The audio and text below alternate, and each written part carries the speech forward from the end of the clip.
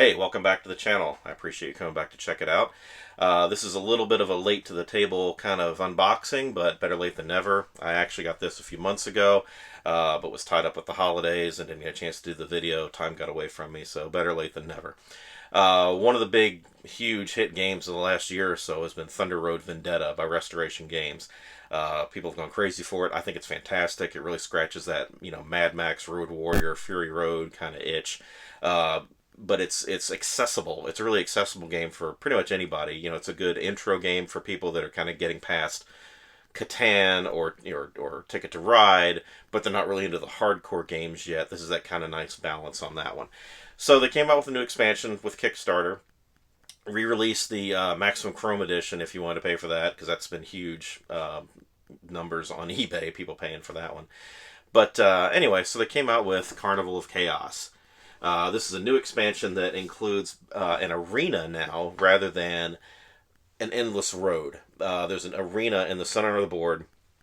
Three roads lead into it, and then there's a big fight in the middle of the arena with a hex map instead of the straight lines. So there's a little bit more maneuvering now that happens as opposed to just the straight race down the road. It makes the game very different, so it's not just kind of a rehash or slap some more stuff on it and keep doing the same thing. It's a completely different way to play the game while still keeping in with that same theme of Thunder Road. But anyway, let's get it to the table, check it out. I'll show you all the bits and pieces for it. And it also comes with a riser in there to put everything into the original Maximum Chrome box. So everything is all self-contained in one box. I'll show that off too. So let's get it to the table. Okay, so here we go. Go ahead and get this thing unboxed here. So we've got the Carnival of Chaos expansion box here, like a normal size expansion box for this. I got the swag pack, which has a bunch of the extra stuff in it, like the other cards, the other racing team, more stuff. We'll get into that in a second. It is sealed closed. And then they gave these box risers so that this box here would be able to hold all the stuff in this box, so it increases the size of the original box. Interestingly, they gave me two. I don't think that's supposed to be the case. I think I wound up with an extra one, but we'll see on that here in a second. But let me go ahead and get the camera stationary, and I'll get this pack opened up, and we'll go from there. So, let's start with the main box here. Let me get the big guy out of the way. There we go. So, get this, first of all. So this changes everything about the game. Well, not everything. It changes a major element to how the game is played, though. Instead of a race down an unending road, it winds up being three roads that all converge at an arena, and the spaces go from, instead of being rectangular and going, continually in a straight line down the road, they become hexagonal, and the positioning of the cars makes a difference on their positioning and whatnot. So if we get into this here, we'll see, first of all, you got the rule book. And in the rule book, not a very thick rule book, but it does go into all the details of the various cards that comes with it, the foundation board, the new cards, the new purple team here for the fifth player, so you can play with 5 players now, which is pretty cool. So this is basically what it would look like when it's set up, as the three road sections converge into this central arena. And you'll notice that they're hexagons now. So as I said, facing will have a bearing on this. I did play test this back when they had like a print and play test for it. It's pretty cool. It's a little more to keep up with as far as the rotating of the car, the positioning of the car. So it's a little more involved than the regular game, but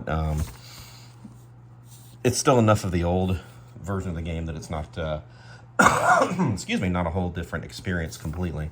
It's just kind of a different flavor, which is nice. So you can play it either way, and both ways are still fun. One does not replace the other. So here's the sheet for the purple team. Here is the new sheet with new tokens on it.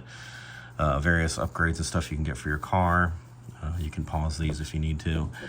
These things are little platforms that'll bounce the cars up into the air when they land on them. And then in here is the actual meat and potatoes of it.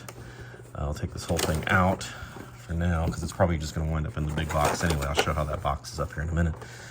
Nice clear plastic lid. So here is the main section of the board, the new Arena board. So it does have two sides. One side is the, I have to put it over here, the Slaytona 500. And then the other side is the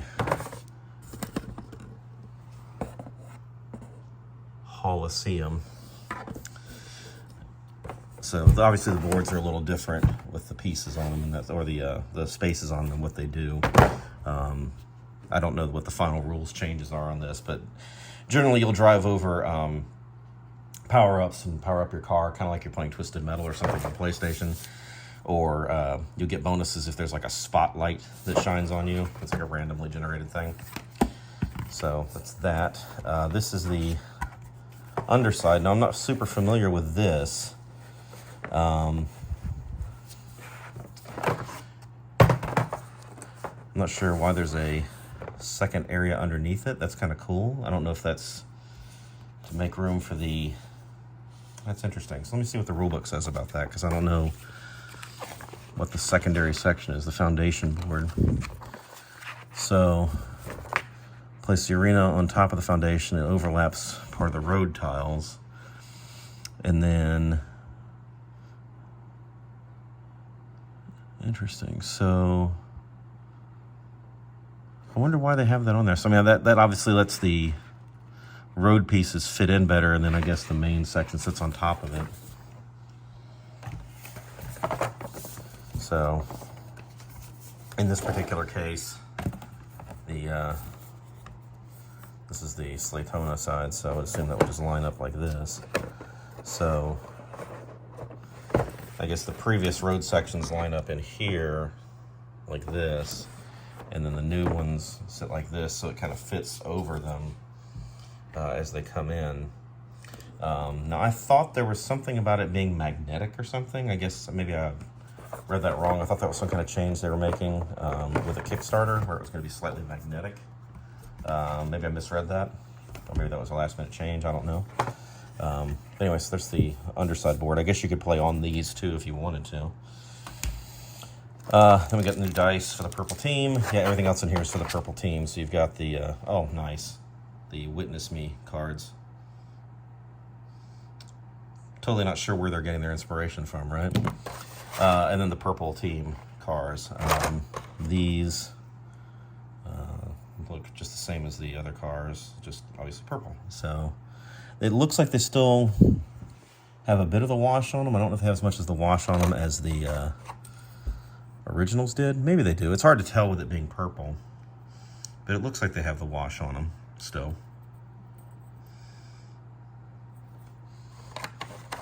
But yeah, you still get the big, the medium, and the small car, and the helicopter. So that's all that. So move this out of the way. Now we can get into this other section here, the swag pack. So let's move that. Excuse me. And I will go ahead and gently kind of cut this open here. Not that I'm going to keep the paper, but oh, it's just kind of a bag. Okay, so hang on a second. I'll just peel this back here. It's just like an envelope.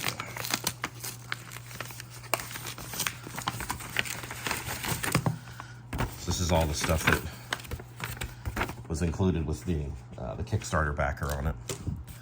So this has the Turbo Tina cards.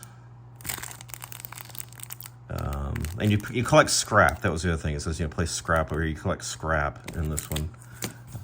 And obviously, not only are they leaning into the whole Mad Max thing and the Fury Road thing with Witness Me and all that, but now there's all the Tina Turner references, from Thunderdome. So you've got, Turbo Tina and, Proud Mary and, that sort of thing. So it's obviously a lot of Tina Turner references, so kudos for that. Sleeves, if you had the sleeves before, you get to sleeve your cards again, which is good. I'll do a separate video here after I clean all this up of putting the box together and everything. And here's the Arena Hazard tokens, as I was saying. Those are different things that'll go into it. More of those here. Oops, upside down.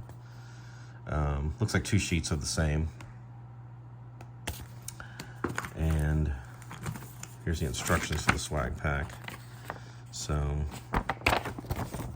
just explains what the different tokens do. And then the German engineering pack of cards for the purple team if you decide you don't want to do the dice and you want to do the the German engineering option where you have the deck of cards for movement. So anyway, let me kind of pause this for a second, and then I'll get into the combining of the 2 games, the 2 sets into the 1 game box, and we'll go from there. I'll get everything sleeved up, and we'll see how it all fits. Okay, so there's not really a good way to film this with my camera standing still, unfortunately, because I need to see inside the box and around it and everything else, so there'll probably be some pauses and jump cuts here. But I have the box insert lift in place now, so that's this piece here. As you can see, it fits all the way inside the box, and it goes down to the edge of the old box. That's right there, that black.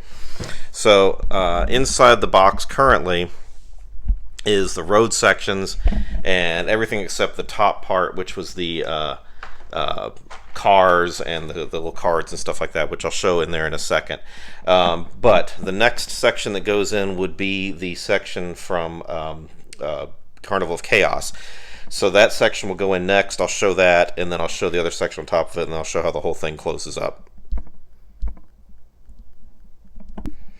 So Carnival of Chaos is now in there. This is the black plastic insert that was in the Carnival of Chaos box. The arena itself will sit here in the middle, just in its own little section as it would. All these pieces fit here. All the cards are sleeved now. I did sleeve everything up, so everything is all as it should be, just like my base game is.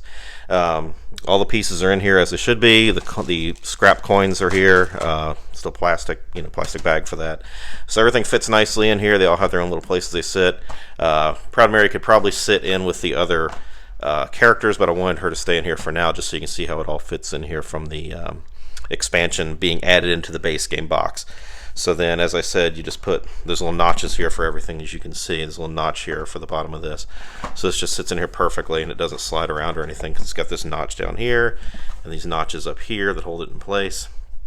And then the actual arena sits on top of that, so that just goes in there, same little notch, and it also locks into place nicely, so that's not going anywhere.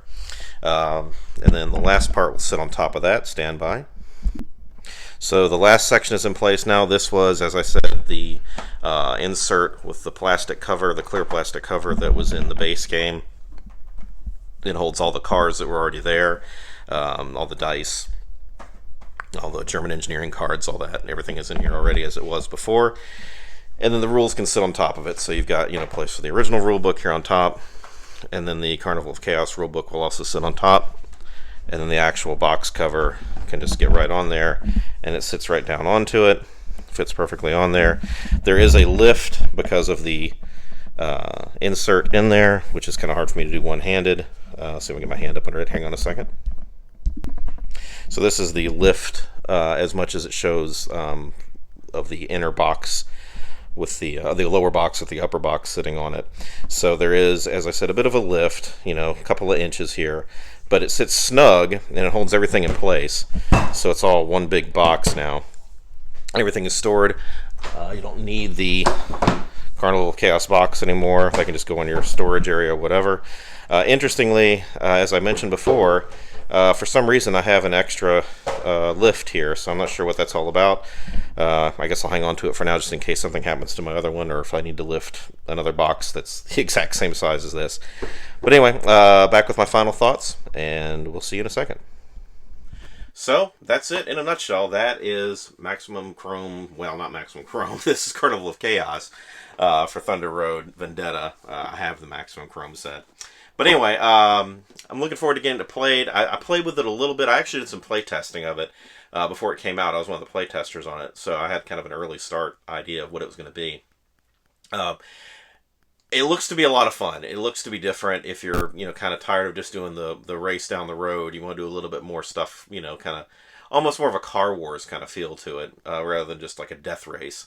then this might be a lot of fun for you if you're not really, getting enough out of Thunder Road, or if you just want to kind of break up the kind of the gameplay of Thunder Road a little bit, do something a little different. This is definitely a great expansion. Even if you don't use all the stuff in it, there's a whole new team in there. There's more cards, all kinds of stuff. So anyway, I think it's pretty cool. I'm looking forward to playing it a lot. Let me know in the comments what you think. Have you got it? Are you going to be playing it? Did you think it needed an expansion like this? What do you think of the expansion? Anyway, comment below. Let me know what you think. Make sure you like, subscribe, share. Keep checking out the channel. I'll keep putting out more videos like this, and I'll see you next time. Thanks a lot.